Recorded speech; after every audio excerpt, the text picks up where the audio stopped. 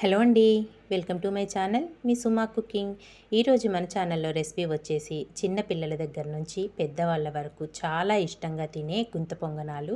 అది కూడా మామిడి పండుతోని మనం చక్కగా ఇలా గుంత పొంగనాలు అనేది ప్రిపేర్ చేసుకోవచ్చు. చక్కగా మనకు మామిడి పళ్ళ సీజన్ కదా, ఒక్కసారైనా ఇలా ప్రిపేర్ చేసి పెట్టండి, భలే రుచిగా ఉంటాయి. చేసుకోవడం కూడా చాలా సింపుల్, ఎక్కువ ఇంగ్రీడియంట్స్ కూడా అవసరం లేదండి మనకి.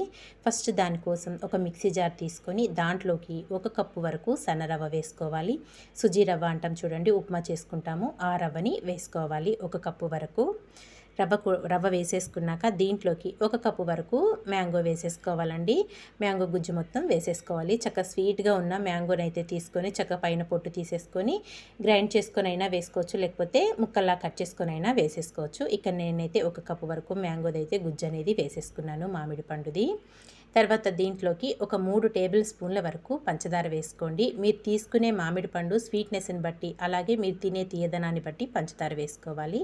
ఇక్కడ నేను తీసుకున్న మామిడి పండు అనేది చాలా స్వీట్గా ఉంది కాబట్టి ఒక 3 టేబుల్ స్పూన్ల వరకు పంచదార వేసుకొని దీంట్లోకి మనం ఏ కప్పుతోనైతే రవ్వ కొలుచుకున్నామో అదే కప్పుతో 1 కప్పు వరకు కాచి చల్లార్చిన పాలు యాడ్ చేసుకోవాలి. కొద్దిగా సాల్ట్ వేసేసుకొని ఇదంతా మెత్తటి పేస్ట్ లాగా గ్రైండ్ చేసేసుకోవాలి. చూసారు కదా, నేను వీడియోలో చూపిస్తున్న విధంగా ఇలా బాగా మెత్తగా గ్రైండ్ చేసుకోవాలి. 1 కప్పు పాలైతే కరెక్ట్గా సరిపోతాయండి. ఇలా గ్రైండ్ చేసుకున్నదంతా ఇప్పుడు ఒక బౌల్లోకి తీసేసుకొని దీంట్లోకి ఒక పావు టీ స్పూన్ వరకు వంట సోడా వేసుకొని వంట సోడా అంతా చక్కగా మనం గ్రైండ్ చేసుకున్న పిండిలో బాగా కలిసే విధంగా కలుపుకోవాలి.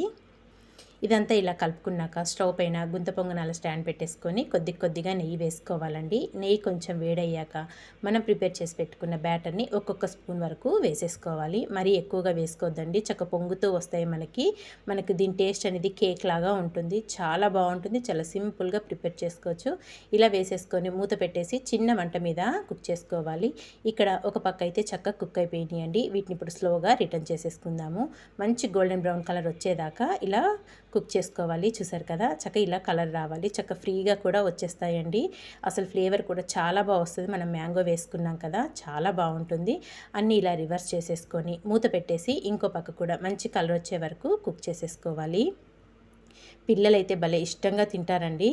చూసారు కదా, ఇక్కడ 2 వైపులా మంచి కలర్ అనేది గుంత పొంగనాలు అయితే వచ్చేసినాయి. అది కూడా మామిడి పండుతో చేసుకున్నాం కదా, మంచి ఫ్లేవర్ అనేది వస్తుందండి. ఇక్కడ చక్కగా రెడీ అయిపోయినాయి కదా, వీటన్నింటినీ ఒక ప్లేట్లోకి అయితే తీసేసుకుందాము. అన్నింటినీ ఒక ప్లేట్లోకి తీసేసుకొని మిగతా ఉన్న పిండితో కూడా సేమ్ ఇలాగే వేసేసుకొని అన్నీ ఒక ప్లేట్లోకి అయితే తీసుకున్నాక మీకైతే చూపించేస్తానండి. ఇక్కడ నేను అన్నీ ఇలాగే ప్రిపేర్ చేసుకొని ఒక ప్లేట్లోకి అయితే సర్వ్ చేసేసుకున్నాను. ఇంతే అండి, చాలా సింపుల్గా టేస్టీగా ఈ మామిడి పండ్ల సీజన్లో తప్పకుండా మీరు కూడా ఓసారి ఈ విధంగా మామిడి పండుతో గుంత పొంగనాలు అనేది ప్రిపేర్ చేసి చూడండి. ఇంట్లో వాళ్ళకైతే భలే బాగా నచ్చుతుంది. ఇంకా పిల్లల విషయానికి వస్తే అస్సలు వదిలిపెట్టకుండా తింటారండి, అంత రుచిగా ఉంటాయి, చాలా సాఫ్ట్గా ఉంటాయి, దూదిలాగా ఉంటాయండి. నిజంగా తప్పకుండా ట్రై చేయండి. ఒకటైతే చూపిస్తాను చూడండి, చక్కగా గుల్లగా వస్తుంది మనకి. చూసారు కదా, ఎంత గుల్లగా వచ్చిందో, ఎంత సాఫ్ట్గా వచ్చిందో, చాలా బాగుంటుంది. మరి మీకు నచ్చిందా? నచ్చితే మీరు కూడా తప్పకుండా ఈ విధంగా ట్రై చేయండి.